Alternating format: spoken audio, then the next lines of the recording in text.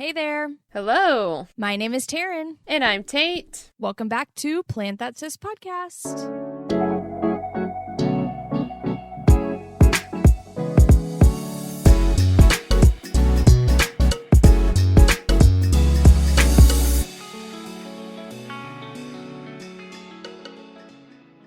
Well, hello, everybody. Welcome back, plant friends. How's it going? How is it hanging? How are you, Tate? What's up?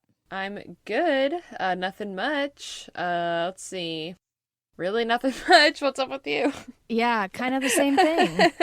Nothing major to report, I feel. Someone is no longer a teacher here. Yeah, I That's quit my pretty teaching new. job, guys. That was pretty exciting. That's what's up. Yeah, it's great. It's the best thing ever. Woo! Goodbye. Ex-teacher Bye. in the house. Yep. 5 years and that's about it. Went to college for 4 years to teach for 5. But it's fine. It's fine. You got that degree. You're pursuing what you want to pursue. Yeah, I'll figure it out. Live your life. That's right. Well, today is going to be a cool episode because it's another project-based episode. We are going to talk about our Mother's Day gift to our mom, and it's a little late. Mother's Day was... Like 3 weeks ago.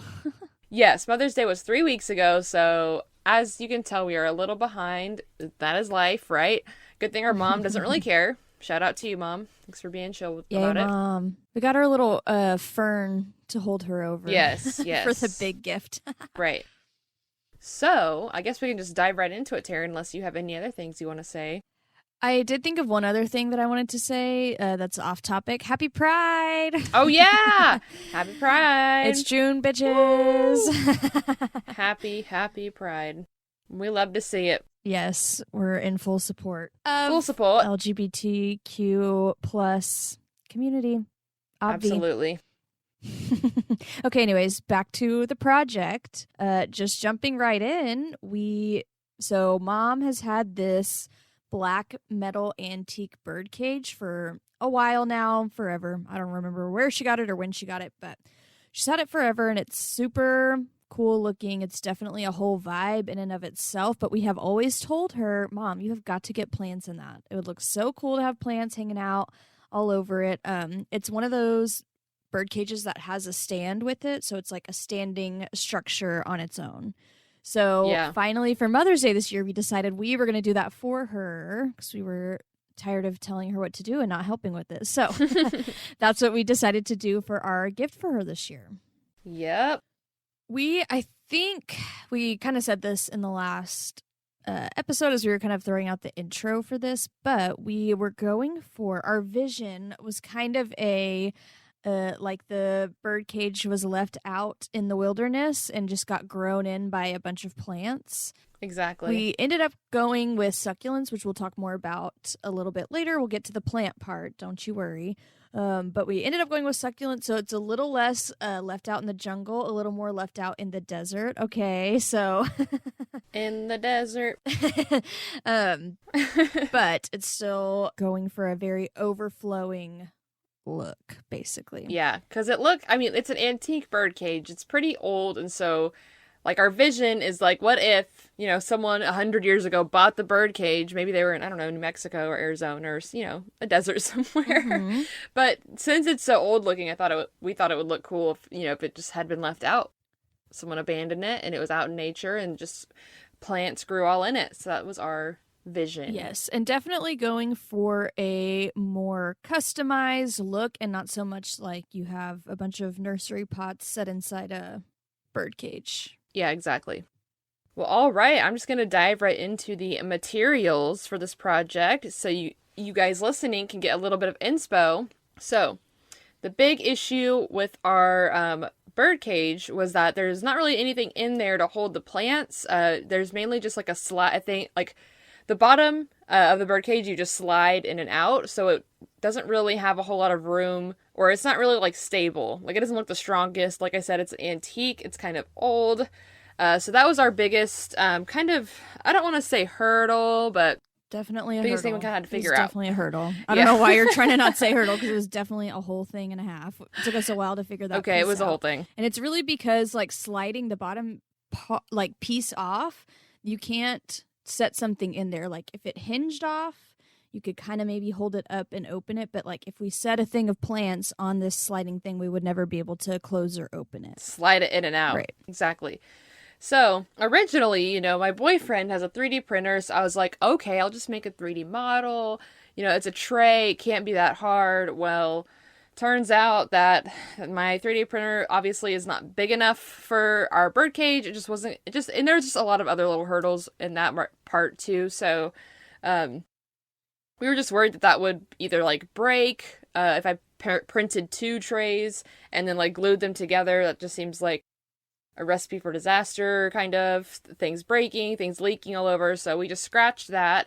But Taryn went ahead and ordered a clear storage bin off of Amazon that is stackable. So we have 2 bins stacked into each other. And the first bin, the one that's on top, we went ahead and drilled about, how many holes did we drill? Probably, like 12 holes, yeah, I want to say. Probably like 12. Maybe 10 holes. Like yeah, exactly. So I just drilled, and like 1/4 an inch or maybe half an inch. I don't really remember how big the holes were, but it doesn't matter. I think I'm the getting drill lost in the weeds bit here. It was doesn't matter. 5/18 or something like that. Okay. I don't know if that's accurate. That's probably a lie.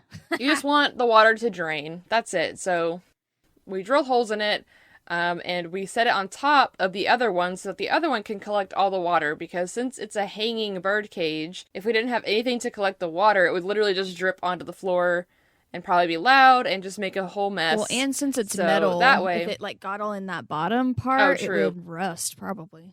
So that's just a way to keep the water all contained, and then obviously when it is watered, the water will have to be drained out. But we'll talk about that in a little bit. Another thing with the way our little storage bins stacked together, it leaves about an inch of space between, and so with drilling the holes in, there's still space for the water to drain out, and it's not going to be touching. So unlike having a tray under your pot where if you water your plant and leave the plant sitting in water, it's going to be sitting in water, which obviously succulents hate that and will die very fast in that setting. It has an inch of space so the water will drain through, and unless you like really go crazy on the watering, which you can then of course open it and just drain the excess, you should be good on making sure to not let your succulents be sitting in water. That was kind of the goal. Yeah, exactly. So the succulents won't be sitting in water, and then the water is also getting caught by the tray so that there's no mess or anything involved. So that was a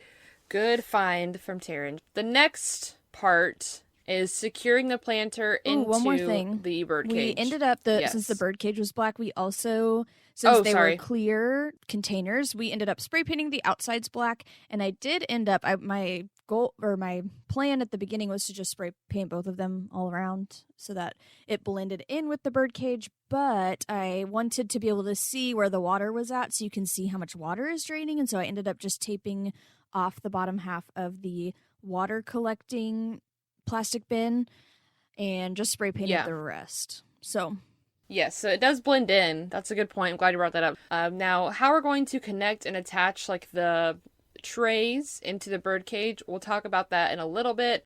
We'll talk about that in part 2 of this 2-part little series. But that is part of the materials as well, so we will get into that later. Yeah, we're still figuring that part out. Full transparency, full honesty. We're doing a little work there. Now that we have done some of the steps, we're working on that. So we'll get back to you on that next time. That is our next our next step is attaching it and finishing the whole setup. So we'll get back to you. But moving forward, we'll need planting materials, right? So obviously we have succulents, and these succulents need good succulent soil, so tons of drainage. And we know our mom and her husband are always on the same watering schedule, so we tried to make the soil even extra dry just in case, we have a little bit of overwatering going on. That's what's fun about this custom project, is that we can make it for certain people. Yeah, it's really fun. Like, that was definitely something we took into consideration, and it was kind of fun, like Tate just said, to plan for how we know their normal plant game goes, where it's like, I don't know who watered this last, but then I'm just going to add more water onto it. Exactly, yeah.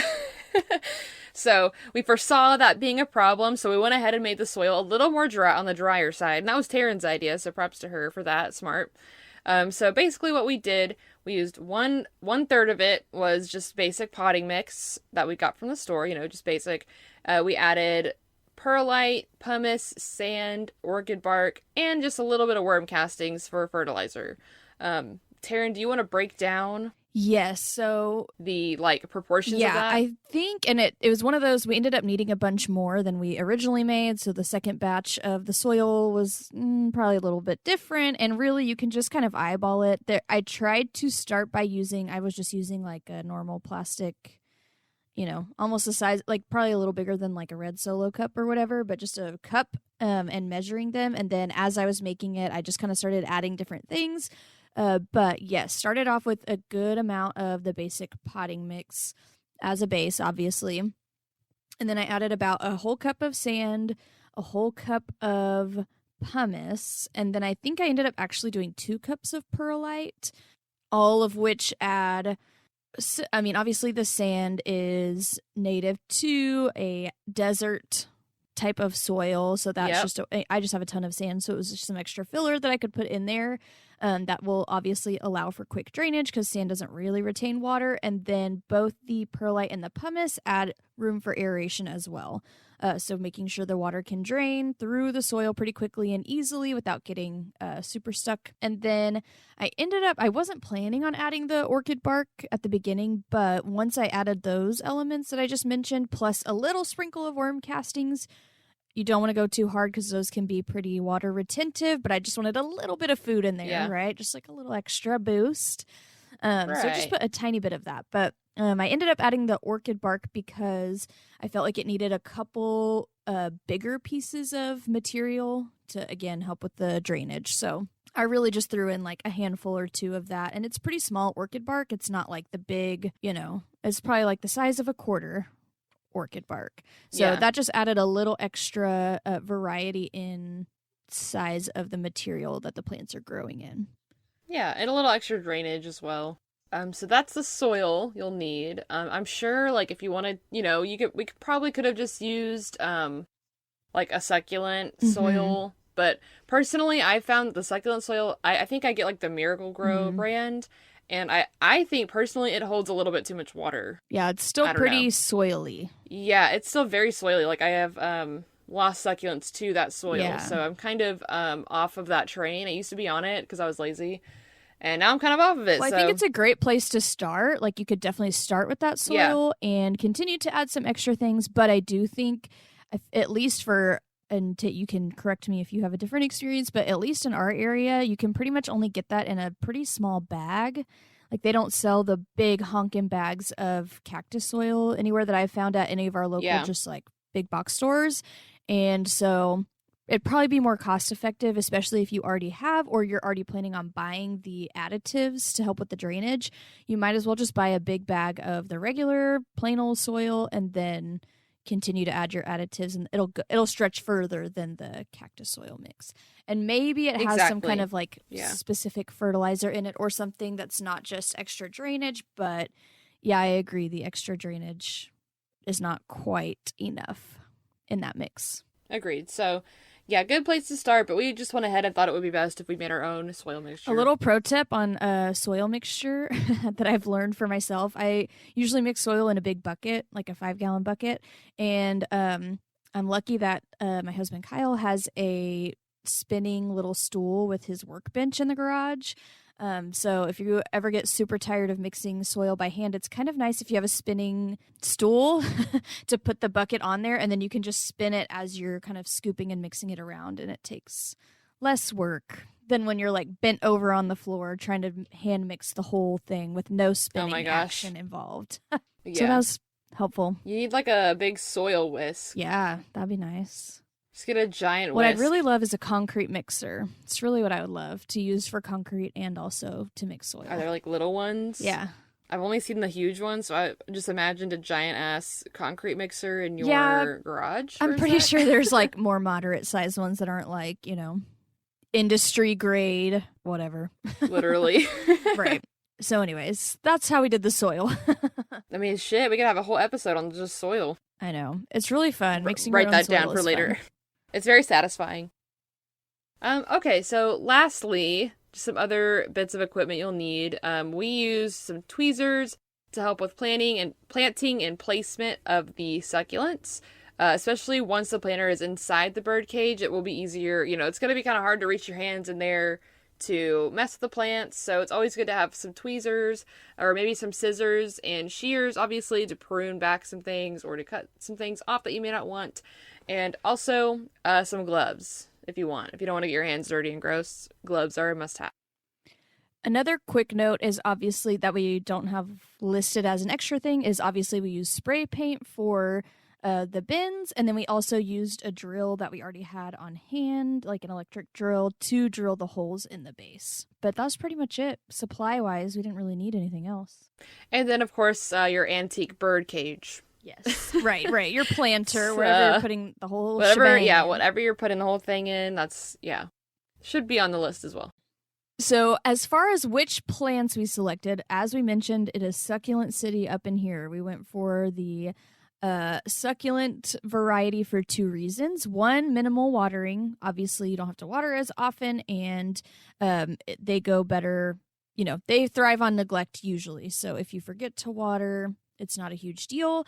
And then easy maintenance. So like Tate mentioned, it's going to be pretty tricky once it's all kind of assembled to really get in and remove anything that's died or adjust or fix anything that's not working. I think there's probably half an inch between the bars of the birdcage. Like, it's not like you're going to be able to stick your fingers in and fix things. And so we wanted something that was going to be easy maintenance wise too. If succulents die, you can just yank them out and it doesn't really affect the whole thing. And same for putting them back in. If you can get the cutting calloused before you even put it back in the soil, then you can usually just get a wooden dowel or use your finger if you can reach it in there. A chopstick, yes. That's what I use. Any random pointy stick and kind of poke a little hole and then stick it in there. And that's literally all you have to do. So easy maintenance and watering. That's why we ended up going with the succulent look. Some things to just be extra aware of as far as succulents go. They are extra susceptible to getting mealybugs.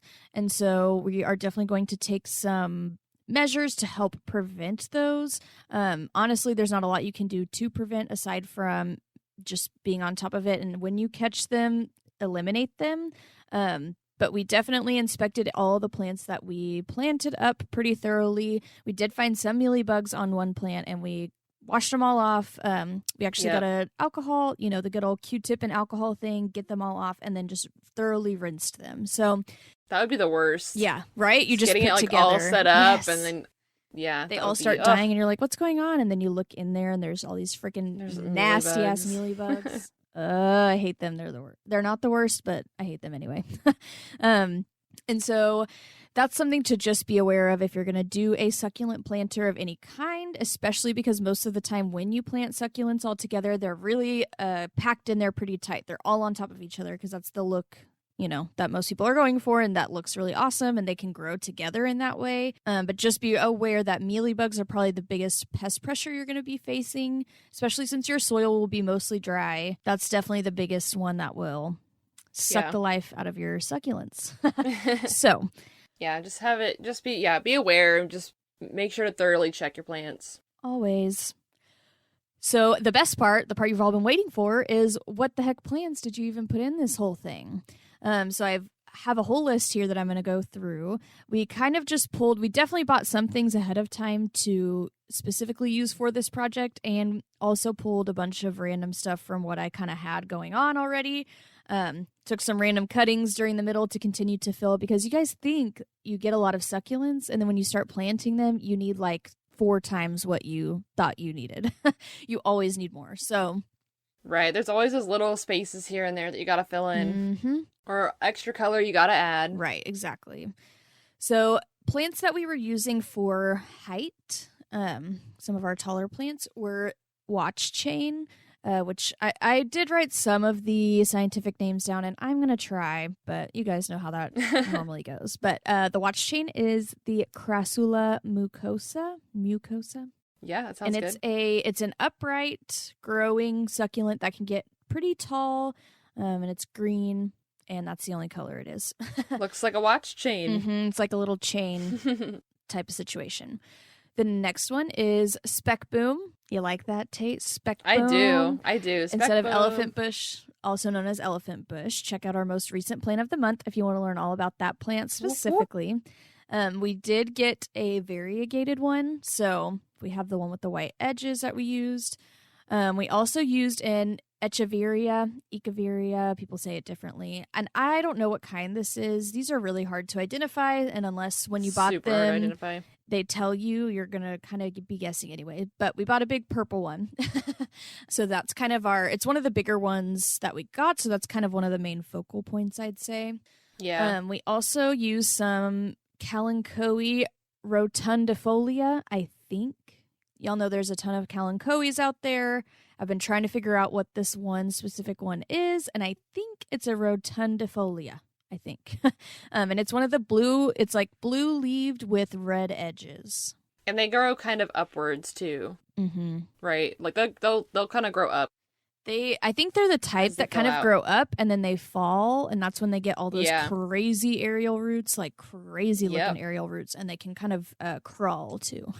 So the next one on my little list here is a copper tone succulent. I didn't find a real name for that one, but it's like it sounds, copper tone. It's more orangey. It's pretty green. Mine are pretty green, but they have some orange tinge on them. Then we use some, what I call hen and chicks. They're the succulents that are often associated with hen and chicks. Sempervivum. I don't know. I don't know how to say that, but it's basically the same thing as an Echeveria or an Ecoviria. They look very similar. The one with all the babies. Okay. Yes. And I did a little digging on the difference of those two things, and they are different. They come from different groups, but they're very similar, and they look really similar, so people confuse them all the time. The next one was a Graptocedum Alpine glow, and that's the only name I could find for it. I did find out that one is a hybrid succulent, and it grows. Cool. It's interesting. It looks sort of like a rosette when it's small, but it grows upright. So, and it's kind of another purpley type of bluish purple. We did end up putting in 2 different aloes. So we did put in one semi-big climbing aloe, and then we put a small lace aloe in there as well. We put a little bit of blue chopsticks. Nope. We put a little bit of blue chalksticks. Chopsticks. Girl. Okay, why did I think they were called chopsticks this entire time? Oh, you've been saying chopsticks? I've been thinking blue chopsticks. Oh. This whole time. Ugh, blue chalksticks. Chalk oh my sticks. God. The more you know. Hey, you learn something new every day, right? Apparently. And I freaking love blue chalk sticks. I love them. Yeah, they're really cool. They look so cool to me. So, yeah. And then the last big kind of focal piece that we got was a string of hearts. The Ceropegia woodii. And that one actually has not come in the mail yet, so that one has not been added to the mix, but it has a very special spot, and obviously I'm excited about that one because it'll grow down and out and give us some trailing effects with our look that we have going on. Exactly. Yeah. And we're kind of hoping too that like some of the spec boom or the elephant bush will kind of also grow up and out of the birdcage Same as with well. The watch chain. Yep. Chalksticks, maybe. It might do it. So we've definitely got a variety of heights and like growing patterns. So some more upright growing, and then some that are the rosette style that will just hopefully get bigger / pop out a bunch of little babies that'll kind of spread across the bottom. And then we obviously have our string of hearts that'll kind of spill over, which I think the elephant bush too, sometimes depending on how big it gets, like it grows pretty upright for a while and then it eventually gets heavy and kind of starts to trail. So maybe over time, it'll totally trail down. Look more down. Maybe we can That's what mine's doing. Maybe we can even like secure some of them up so they keep growing up, and then some of them can trail kind of down and out naturally. Yeah, maybe we can play with cool. that. Yeah. That's what's gonna be fun is watching it all kind of grow in and kind of landscaping it how we want it to look. Right. As it grows, I think that'll be kind of cool. Continuing to manipulate. Yeah, the maintenance. The maintenance. Some might say. Some could say. So that's the big list of all the different plants that we used. Some of them, again, we bought, and so we have a ton of that in there. Some of them, we just needed some little extra pieces to stick here and there, and so we just chopped them off my plants and stuck them in. So next episode, we're going to talk through how we planted and assembled the entire project, as well as a little sneak peek on the reaction to our project. Ooh, yeah. Exciting. Exciting things ahead. Yes. So this has been part 1 of our Mother's Day Birdcage project episode, and we will hit you guys up next week with the final results. Part 2. Please hit us up if you have any succulent tips or thoughts or feelings or warnings or maybe if you have a cool succulent arrangement that you did, please feel free to share. Yeah, share with us. You guys know where to find us, Instagram and Twitter at PlantThatSis. Our website is plantthatsis.com, and you can always email us if you want to be pen pals, plantthatsis@gmail.com. Thank you so much for listening, and we'll talk to you next week. Thank you. Goodbye. Bye.